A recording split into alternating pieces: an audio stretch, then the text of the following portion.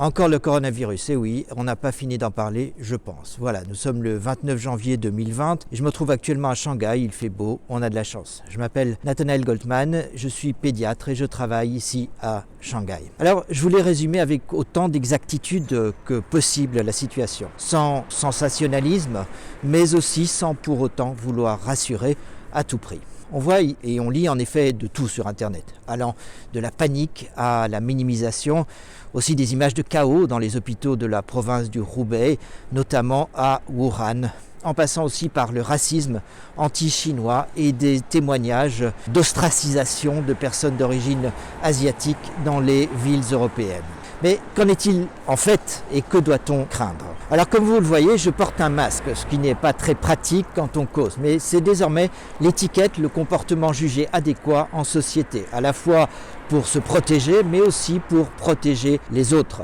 Alors comme vous pouvez le constater, la ville autour de moi, elle est presque déserte, enfin en comparaison avec ce qu'est Shanghai d'habitude. C'est une ville qui grouille de partout.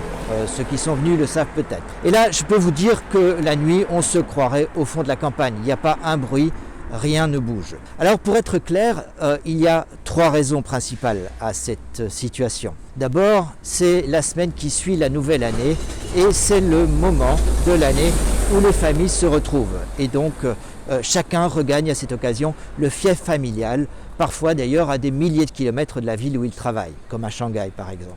La ville est donc vidée d'une partie de ses habitants pendant environ 15 jours, une semaine avant et une semaine après le Nouvel An chinois.